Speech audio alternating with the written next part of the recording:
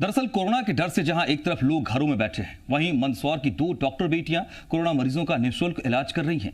Doctor Vipasha ने उज्जैन के आदि गाड़ी मेडिकल कॉलेज से और डॉक्टर सोनाक्षी ने इंदौर के अरविंदो मेडिकल कॉलेज से MBBS की पढ़ाई पूरी की। इसके बाद पोस्ट ग्रेजुएशन के लिए नीट की तैयारी कर रही थी। 18 अप्रैल को होने वाली नीट की परीक्षा कोरोना के चलते स्थगित कर दी गई। इसके बाद दोनों ने कोरोना को बेकाबू हालात को देखा, समझा, महसूस किया और इसके बाद निःशुल्क सेवा देने का फैसला कर लिया। अपने अपने परिवार वालों को मनाकर कोविड केयर सेंटर में मरीजों का इलाज शुरू किया। परिवार वालों ने पहले रिस्क को देखते हुए मना भी किया, लेकिन बेटियों के हौसले को देख permission the.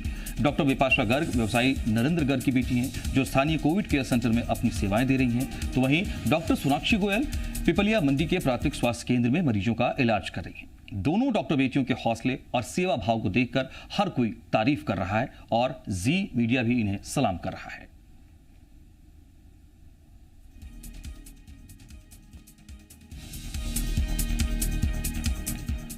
The real heroes के असल मायने ऐसे ही लोग हैं जो तमाम अपनी परिस्थितियों को पीछे छोड़ करके ताज़ा जो वर्तमान की परिस्थितियां हैं, कोविड को लेकर के जो अलग अलग परेशानियां हैं, चुनौतियां हैं, उसका सामना कर रही हैं और समाज में अपना योगदान दे रही है। और इस वक्त हमारे साथ डॉक्टर विपाशा गर्ग हैं और उनके पास हम चलते हैं और उनके अनुभव जानेंगे और कैसे उनके एक्सपीरियंस से समाज में बड़ा बदलाव आ सकता है इस कोविड काल में, कठिन चुनौतियों के समय में, ये हम बताने की कोशिश करेंगे। डॉक्टर विपाशा, बहुत बहुत स्वागत है आपका जी मध्य प्रदेश छत्तीसगढ़ पर।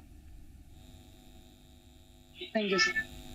हमने जो आपके बारे में सुना, जो दर्शकों को बताया, वाकई वो आसान तो नहीं था कि आप अपनी पढ़ाई पूरी की, उसके बाद आप के बड़े सपने और बड़ा करियर आपका सामने आने वाला है, लेकिन इन तमाम परिस्थितियों को देखते हुए एकदम से आपने यू टर्न लिया और अपने आप को आपने समर्पित किया ताज़ा परिस्थितियों में समाज की चुनौतियों को स्वीकार करने के लिए, लोगों की मदद के लिए। कैसे संभव हुआ? आपने खुद को कैसे तैयार किया? सर ऐसा था कि 18 अप्रैल को, जैसा कि आपने बताया, मेरा एग्जाम था नीट पीजी, लेकिन कोविड पैंडेमिक की वजह से वो पोस्टपोन हो गया। और जैसा कि आप सबको पता ही है कि देश की स्थिति काफी खराब है और डॉक्टर्स की इस वक्त काफी ज्यादा जरूरत है। उसको देखते हुए मैंने ये डिसीजन लिया कि मुझे डेफिनेटली इस वक्त आगे आना चाहिए और फील्ड में जाकर काम करना चाहिए।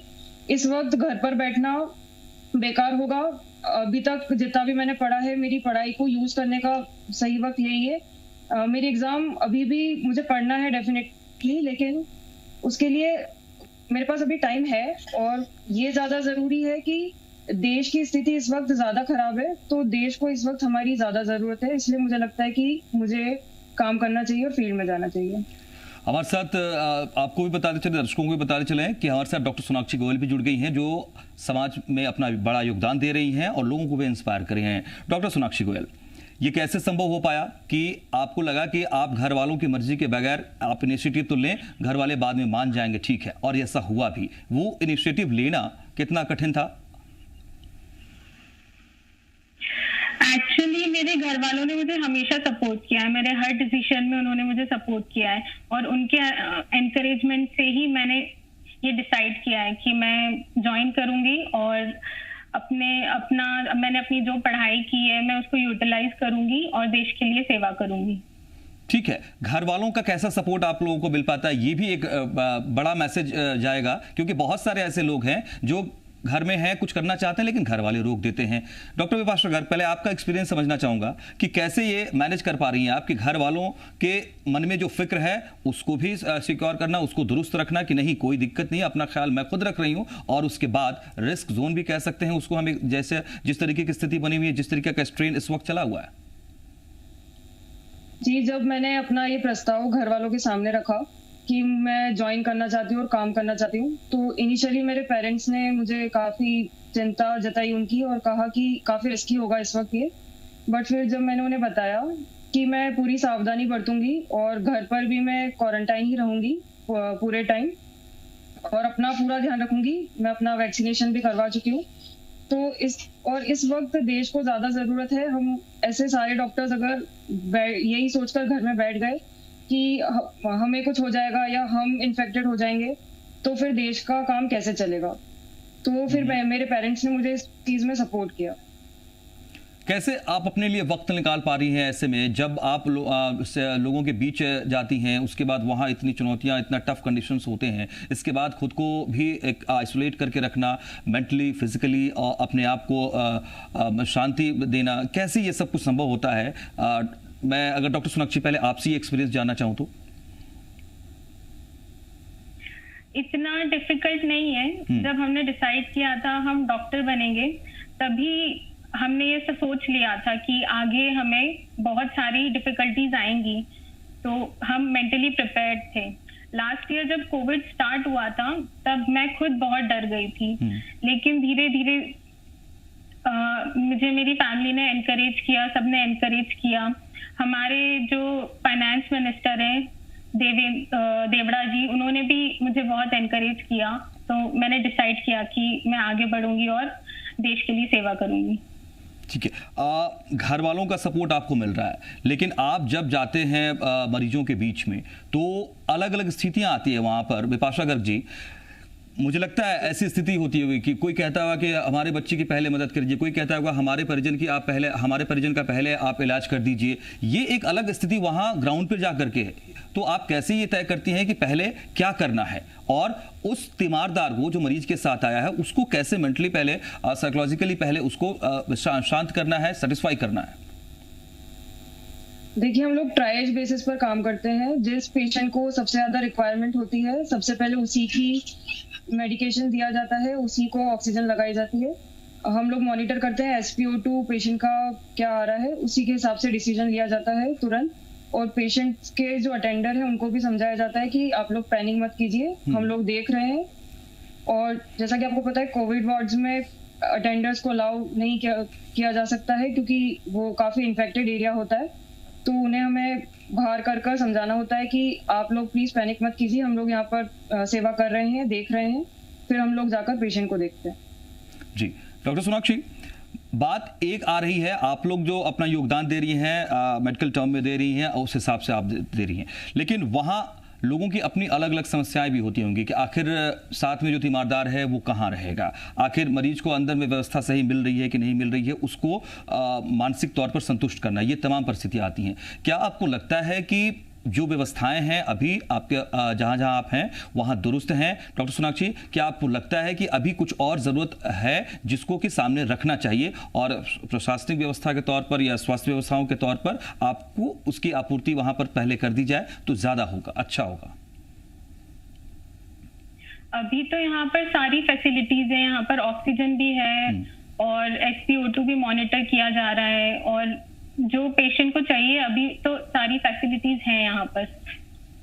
जी डॉक्टर विपाशा, क्या आपको लगता है कि जिस तरीके से आप योगदान देने के लिए, घर वालों की मर्जी थोड़ी सी नहीं थी लेकिन आप आगे आए, इस तरह का प्रयास और लोगों को करना चाहिए, और ये सेटिस्फाई करना चाहिए कि आप अगर कुछ ईमानदार कोशिश करना चाहते हैं तो उसमें सबका समर्थन होना चाहिए?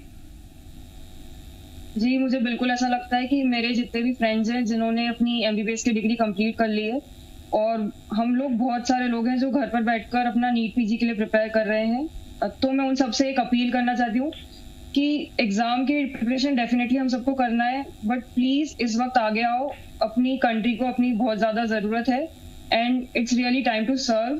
Please please please.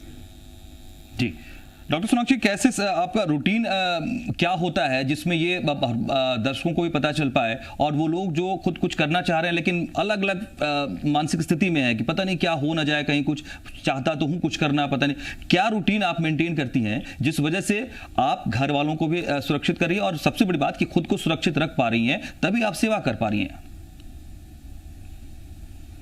मैं अभी तो OPD देख रही हूँ। पहले मैंने सोचा था मैं कोविड के लिए करूंगी, लेकिन मैं अभी OPD में बैठ रही हूँ, तो मुझे इतना ज्यादा प्रॉब्लम नहीं है। मैं अपनी पूरी सेफ्टी का ध्यान रखती हूँ, पेशेंट्स भी मुझसे दूर रहते हैं, और मैं घर पे भी अपने पेरेंट्स से दूर रहती हूँ, अपने रूम में रहती हूँ, खुद को आइसोलेट करके रखती हूँ। मतलब आप ये कह रही हैं कि आप अपने आप जो कोविड गाइडलाइंस हैं उसका अगर आप सही से पालन करें तो आप सुरक्षित रहेंगे, और आप अगर कुछ इनिशिएटिव लेना चाहते हैं समाज के लिए तो आप ले सकते हैं। डॉक्टर सोनाक्षी, मेंटली पहले टफनेस जरूरी है? सबसे पहले मेंटली स्ट्रांग होना होगा, तभी हम ये डिसाइड कर पाएंगे। अगर मेंटली हम नहीं डिसाइड कर सकते कि हमें क्या करना चाहिए, तो फिर फिजिकली भी डिफिकल्ट होगा। ठीक है डॉक्टर विपाशा, सोशल मीडिया वगैरह आजकल बहुत ज्यादा चल रहा है और आप लोग भी इससे रूबरू होते होंगे। कई तस्वीरें आ रही हैं ना इस तरीके की कि कहीं दिखता है कि कोई अगर डेथ हो गया कोरोना से तो कोई डेथ हो गई है तो कोई मदद के लिए आगे नहीं आता है। कई बार ऐसी स्थिति होती है कि आपके इलाके में अगर कोई माइक्रो कंटेनमेंट जोन बन गया है तो वहां पर कोई मदद के लिए नहीं पहुंच रहा है। ऐसे लोगों के लिए क्या कहेंगी आप? ऐसे लोगों जो जगहों पर जो मरीज हैं, जो तीमारदार हैं, उनकी मदद के लिए लोग कैसे आगे आएंगे? मैं उन सबको ये कहना चाहूंगी कि डरने की कोई बात नहीं है, बस आपको जो सावधानियां हैं वो बरतना है।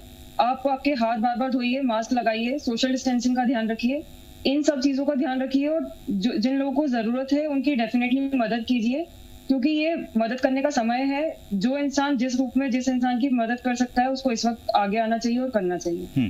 डॉक्टर सोनाक्षी, मुझे लगता है आपने बताया हमें कि आप ओपीडी में हैं। इस तरह के एक्सपीरियंसेस से आप, मुझे लगता है कि ज़्यादा रूबरू होती होंगी रोज़ाना के लोग रूटीन में अपने, क्योंकि लोग आते होंगे, तीमारदार हैं या थोड़ी बहुत सिम्टम भी है तो भी आप आते हैं लोग, उनके बीच इस तरह की बातें होती हैं। आप कैसे उनको ये बताती हैं कि आपको कितना ख्याल रखना है और डरने की ज़रूरत नहीं है? जी, पेशेंट्स आते हैं, सबसे पहले सबसे ज्यादा तो वही खांसी, सर्दी, बुखार, यही सब सिम्टम्स लेके आते हैं। तो सबसे पहले मैं वही RT-PCR सजेस्ट करती हूँ और मैं उनको कहती हूँ कि आप अपना ख्याल रखें, फैमिली से दूर रहें और मास्क लगा के रखें, सोशल डिस्टेंसिंग मेंटेन करें, तो ही ये बेटर होगा कि सबके लिए, ताकि आप खुद इन्फेक्टेड हैं, आप दूसरों को इन्फेक्ट ना करें। आप अपनी सेफ्टी का भी ख्याल रखें और दूसरों की सेफ्टी का भी ख्याल रखें। ठीक है डॉक्टर विपाशा, क्या आप जो ये कर रही हैं, आपको बेशक थोड़ी डर की स्थिति होती है लेकिन उसको आपने पीछे छोड़ा, क्या आपको मानसिक संतुष्टि होती है कि आप जो कर रही हैं वो सिर्फ आपके व्यक्तिगत सेटिस्फैक्शन के लिए नहीं है, बल्कि इसका एक बड़ा असर जो है समाज पर जा रहा है और इससे कई लोग और प्रभावित हो सकते हैं, कई जिंदगियां बच सकती हैं? जी देखिए, एक डॉक्टर के लिए सबसे ज्यादा इम्पोर्टेंट होता है उसका पेशेंट और उसका सही समय पर ट्रीटमेंट होना, ठीक होना। और हमारे लिए सबसे बड़ी खुशी होती है जब एक पेशेंट डिस्चार्ज होकर सही होकर अपने घर जाता है। तो बस वही खुशी हम लोगों का मोटिवेशन है, वही हमें आगे बढ़ने की प्रेरणा देती है और सपोर्ट करती है। डॉक्टर सोनाक्षी, क्या ऐसा एक्सपीरियंस आपके साथ भी कि आपने जो दवाएं बताई, जो आपने प्रोसेस बताया किसी सिम्टम वाले मरीज को, या अगर वो ठीक हो जाता है उसके बाद वो शुक्रिया कहता है, वो एक्सपीरियंस आपका कैसा है? कैसा आपको महसूस होता है तब? जब हमने डिसाइड किया था हम डॉक्टर बनेंगे, तब से लेकर आज तक, जब से मैंने ओपीडी में बैठना स्टार्ट किया, इतना ज्यादा सेटिस्फेक्शन मुझे कभी फील नहीं हुआ। जब पेशेंट को हम ट्रीट करते हैं, जब पेशेंट खुश होके थैंक यू बोल के जाता है, तो वो फीलिंग ही कुछ और होती है। एक थैंक यू 1000 मतलब मदद के बराबर हो जाता है, उससे कहीं बड़ी चीज होती है।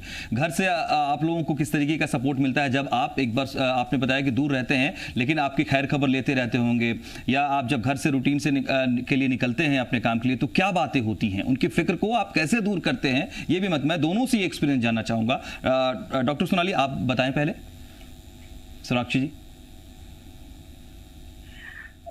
मैं घर से निकलती हूँ, सुबह ब्रेकफास्ट करके निकलती हूँ और मास्क लगा के अच्छे से पूरा पैक होके, सैनिटाइजर, हैंड वॉश, सबका ध्यान रख के, आइसोलेट होके फिर घर से निकलती हूँ।